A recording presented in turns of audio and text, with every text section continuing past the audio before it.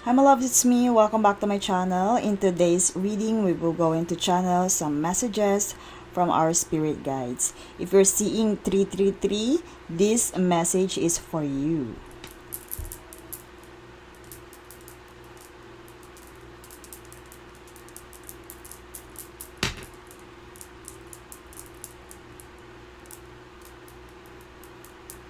Before tayo mag-start, I would like to invite you to follow our other social media platform like IG account. And meron din po tayong mga merchandise, Bewitched ko merchandise na crafted by me. If you feel resonated with me, you can avail our crafts by clicking the link in the description box. Okay, let's start. Let's read the energy first. So, bakit mo ba nakikita yung angel number na 333? Ano kaya yung message na gusto sa yung ipakita ng ating spirit guides or yung messages na kailangan mong marinig right now in this reading? Maybe you are currently, sabihin natin, anyone burning, or yung mga workaholic natin, and sabihin natin yung mga candle at both ends. Pwede din yung someone na gustong mag-decide to burn bridges. Okay? If you are someone wants to decide and hindi mo parang kailangan mo ng sagot, kailangan mo ng senyales. So, isa yon, maaaring isa yung 333 number na this is a sign that your angels are, sabihin natin, your angels are supporting you. If you are probably anyone na merong gusto, may mga idea na gustong isagawa, or anyone with big dream, probably sinusuportahan ka ng iyong spirit guides, pinapakita nila yung angel number na to para i-push ka doon sa big dreams mo. And why are you seeing angel number? And maybe for some of our collectives are, sabihin natin, nandun sa white collar stress cases. So, I can see na masyadong burnout yung ating collectives. That's why nakikita din nila yung angel number na 333 right now. Minsan kasi kahit na alam natin ibig sabihin nun, ano pa ba yung specific message na gustong iparating sa atin ng ating spirit guides. And sa mga transcendentalist natin, maybe this message is for you also. Sa mga looking for a ray of light from a high to hit them with something good. Yung mga kailangan ng courage. Sobrang effective din sa akin talaga pag kailangan ko ng courage. Lagi ko nakikita din yung angel numbers na to. Okay, for last one. Maybe you are also anyone who finds themselves lost in the forest. So, kagaya din, ito din kapatid din to ng courage. Forest of doubt without a map. So, kailangan talaga ng guides or ng lights. So, kaya nyo nakikita yung angel number na 333. So, let's read the energy first. Okay. So, for my collectives,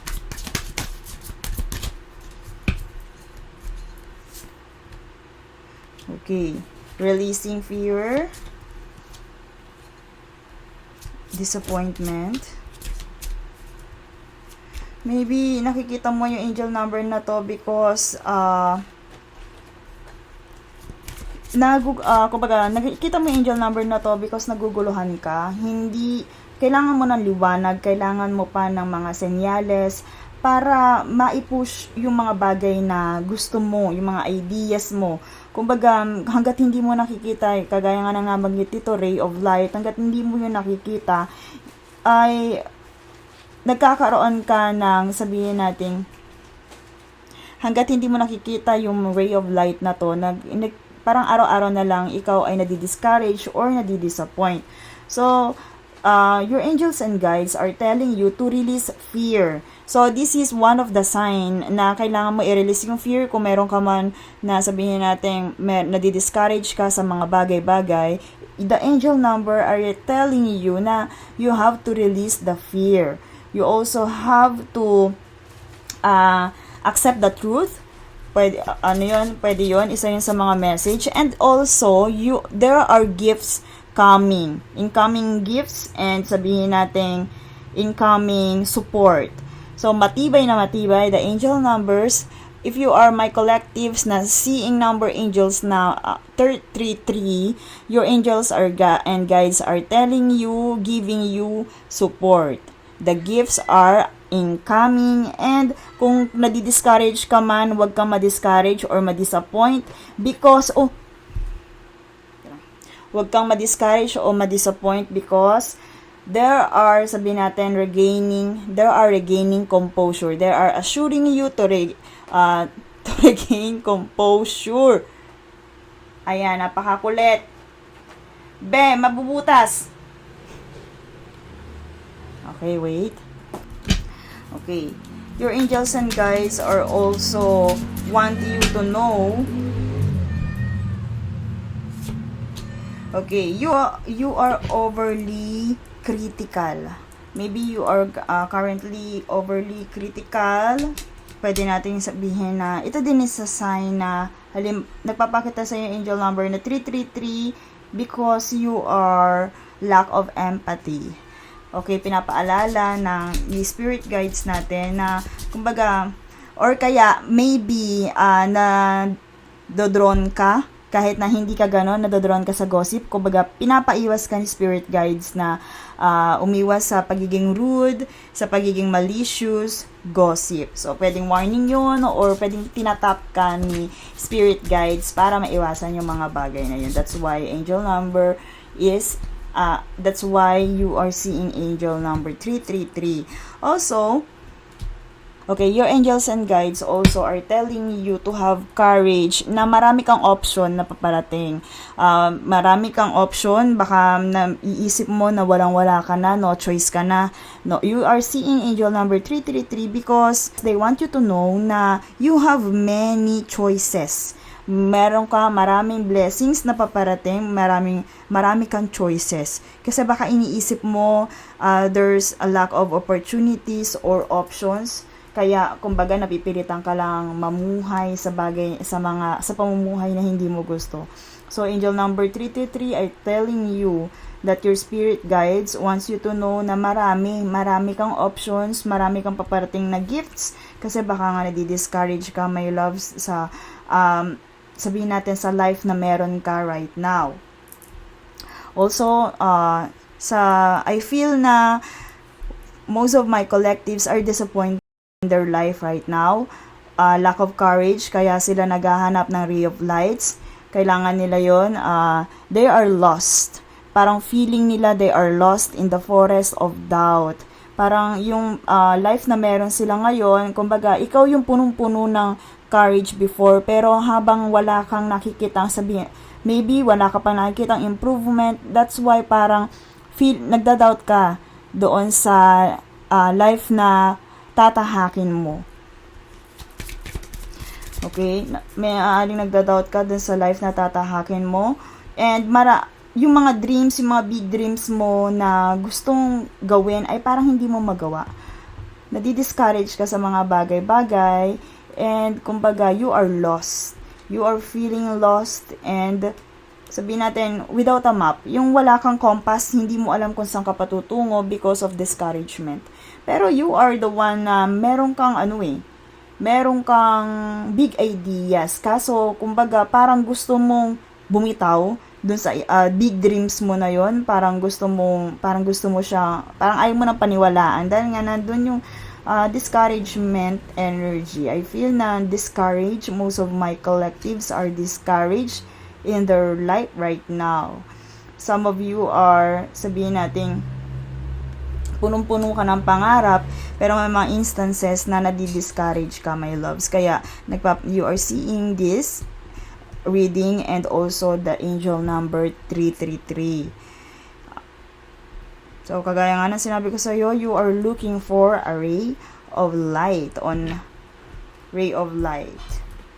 You're looking for a ray of light. Don't worry, my loves, because we got the moon in reverse. So, ibig sabihin kasi, pag upright to, ito ay secretive, hindi mo pa makikita, but the truth are, andyan, makikita mo na. If you are seeking for light, ayan, makikita mo na enlightenment, bakit nangyari sa mga bagay-bagay na yon, and mababawasan na yung discouragement. All the discouragement turn into more courage because your angels and guides are telling you na marami kang options, marami kang gifts na paparating, and of course, yun nga, kagaya ng sinabi natin, may mga gifts kang paparating, just be, sabihin natin, empathetic, or sabihin natin maging energy sensitive ka when it comes to being pessimistic, being overly critical, pwede yun. So, my loves, if you are, sabihin natin, planning to burn the bridges from your dreams, ikaw ay, kumbaga, napakadami mong idea, pero hindi mo alam kung saan ka magsisimula because you are lost without a map. This is for you. Okay. So, yan. You also feel the unfulfilled potential, my loves, or scattered energy. Wala kang focus. And you are wasting, maybe you are wasting resources. Okay. So, your guides are telling you na maybe this is just a deception. Yung mga nakikita mo to, kumbaga, hindi mo nakikita yung gifts na paparating sa'yo. Parang feeling mo wala namang pagbabago, wala namang magandang pagbabago sa life mo. And ayun nga, punong-puno ka ng discouragement and disappointment.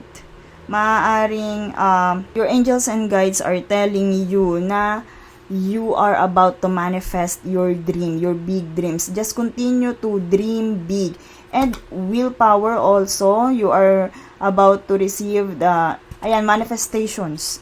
So, you are about to manifest something you are about to manifest something, yung mga gusto mong i-manifest, lalo na yung mga pinapangarap mo before. Kasi nga, hindi mo, nagkaroon ka ng, di-discourage ka sa mga bagay-bagay na akala mo wala. Hindi mo na nakikita yung true purpose mo sa earth. Parang feeling mo, yung may mga big ideas ka naman, pero parang ngayon, you are lost, diba?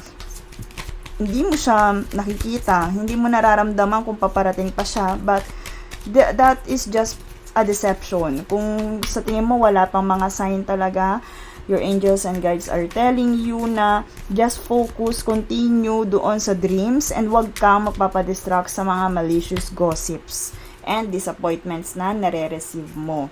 Pati yung mga, sabihin natin, mga disappointing news, and lumitaw dito yung options. Again, you also have a time, your angels and guides are telling you na paparating na yung pinaka-iniintay mo. Okay, paparating na siya, yung pinaka-iintay mo. Just meditate on it. Focus your energy to manifest. Kasi nga, you are the magician of your own.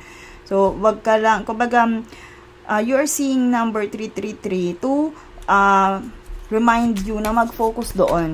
Huwag kang ma-distract doon sa mga disappointing news, huwag kang ma-distract doon sa mga malicious na gawain, basta mag-focus ka lang doon sa dreams mo. Kasi nga, maybe you feel lost in the forest. And, maybe, ayan, two times nating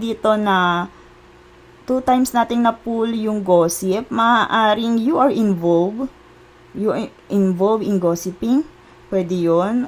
Or, naiinsulto ka doon sa gossip na, or maybe naiinsulto ka doon sa mga gossip na naririnig mo. Kaya, nadi-discourage ka na doon sa mga dreams mo, sa mga plano mo. Kasi, kumbaga, nawawalan ka ng light because of this. So, your angels and guides are telling you na wag kang magpa-disappoint or wag kang magpa-apekto doon sa mga gossip na naririnig mo, mga disappointing news. Okay? Kasi yan ay pwedeng sa'yo eh. Yan yung pwedeng maging blockages sa'yo pag nag-focus ka doon. And pwede kang mawalan o hindi ka makapag-take ng action kasi nga naka-scatter or nakakalat yung energy mo and also your brain. Kumbaga, yung masyado ka nag-overthink doon sa mga naririnig mo sa paligid. And yung, kumbaga, tinamaan ka ng disappointing news, kaya parang feeling mo lost ka.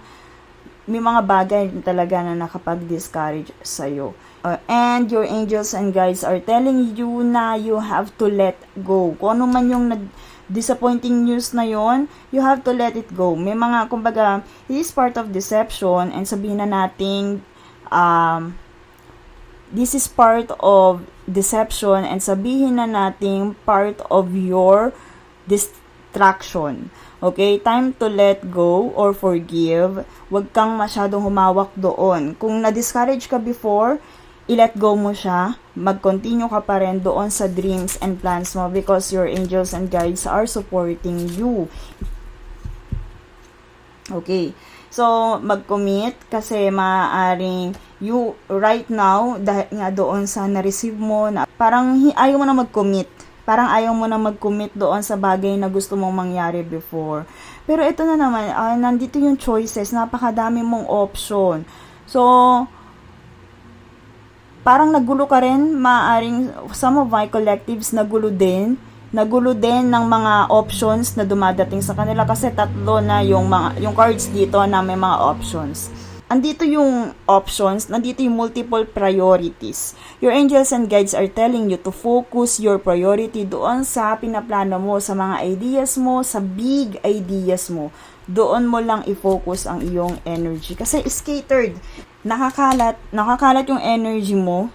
Ayan, two cards natin na nagsasabi dito, indicating na nakakalat, scattering or scattered, your energy is scattered. Kumbaga, napakadami mong priorities, maybe naapektuhan ka nga ng mga naririnig mo sa paligid, kaya ang dami pumapasok sa isip mo hanggang sa yung pinaka-dreams mo and plans ay hindi mo na nabibigyan hindi mo na siya natututukan, and hanggang sa naging lost ka na nga. Hindi mo na alam kung nasaan ka, hindi mo na alam kung anong priority mo or dapat mong i-prioritize. That's why you are the one na once naka-receive ng something from other people, parang kumbaga na-discourage na nga sa mga bagay-bagay, nawawalan na ng hope, or sabihin natin masyado ng perfectionism. Masyado ka ng perfectionism na parang hindi mo matanggap na nangyari to, na hindi mo ma-accept na parang hindi ka aligned. Pero, kumbaga, sa mga bagay-bagay, kailangan naman talaga, dumadating din talaga sa point na merong mga deception na pumapasok or merong mga blockages na humaharang doon sa ating manifestations. But your angels and guides are telling you na for sure ay makukuha mo yan basta ialis mo yung mga distraction from disappointing news and sa gossip nga na mga narinig mo. And okay, you have to renew, you have to gain more inspiration, you have to ignite the passion with Ace of Wands. Maybe sabihin natin, yun yung dream mo, it is time for you to take new rebirth. Pwede yun. And ignited again. Maybe this one of the sign is, kumbaga, magkakaroon ko ulit, your angels and guides are telling you na paparating na yung creative spark na kailangan mo kasi yun yung hinahanap mo di ba? Ray of light. So, paparating na yung creative spark and yung, sabihin natin, enthusiasm again towards your plans. And, ayan nga, waiting for your ships to sail. Just wait, my loves. Huwag ka masyadong mainip. Huwag kang ma-discourage kung hindi pa yan dumadating sa'yo. So, your angels and guides are telling you na new horizon is in the air. Kumbaga, magkaroon lang ng confidence na magkakaroon din expansion yung iyong life right now. And, kailangan mo din, okay? Andyan ang growth, kaya huwag kang mag-alala. Kumbaga, your angels and guides are assuring you na nandyan ang progress. Basta huwag kang mag-focus dun sa mga bagay na sabihin natin, dumating sa'yo para i-distract ka doon sa dreams and plans and ideas na meron ka before. Okay, let's see the angel messages. Okay, in the near future, wag ka kasing masyadong mainip, my loves. Wag kang masyadong mainip kung hindi dumadating sa'yo yan or kung iba-iba yung dumadating sa'yo. And maybe nga, naaapektuhan ka ng mga gossip or mga disappointing news, kaya parang feeling mo, hindi ka doon para sa idea na meron ka, parang gusto mong baguhin. Your angels and guides are telling you na aligned yung idea mo, yung big plans mo, nasa sa'yo yun. Kumbaga, aligned siya and sa'yo yun. Kumbaga, nadidistract ka lang ngayon, but if you believe, okay, if you believe, mamamanifest mo yan because you are the magician. You are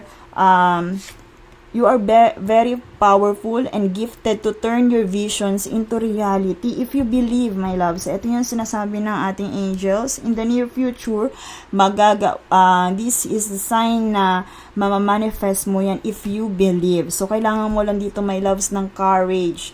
And paano? Creative spark, andyan on the way. And habang iniintay mo yung passion na yon to ignite, let's see the self-care card, kung ano yung advices sa'yo ni angels and guides para mas lalong mag-ignite yung passion and yung creative spark na kailangan mo ulit para maganahan ka doon sa mga plano na sabihin natin na-disappoint ka before. Diba? Andyan ulit apoy. Okay, connect with fire, with passion. Connect with your desire. Okay, inspiration, my loves. Kailangan mo ng maraming inspirasyon para manumbalik ulit yung courage doon sa pinlano mo before na medyo sabihin natin na-disappoint ka. Okay, sweet treats. Maybe, yun nga, dahil nga nawalan ka ng passion, you have to sweeten your life again. Huwag kang ma-discourage kung ikaw ay naliligaw right now. And literal, kumbaga pag kumakain ka ng sweets, diba, nag-iiba yung mood mo, pwede makatulong sa'yo, and pwede ikaw mismo yung gumawa niyan, but this is overall sign na, kumbaga, sweeten your life, para magkaroon ulit ng spark yung creativity mo, mag-ignite ulit yung passion mo, and mag-focus ka ulit doon sa creativity na meron ka before. Okay, positive affirmation. Ayan, very aligned. Positive affirmation if you believe. So, ikaw yung gumagawa nun, my loves. Nasa sayo yan. In the near future, darating yan sayo. Basta, kumbaga, ikaw kasi yung magmamanifest niyan eh. Kung nadi-discourage ka right now, baguhin mo yung turn your discouragement into more and more power, into more and more creative spark. And let's see kung ano yung messages for this reading. Let's see kung ano yung messages for this reading.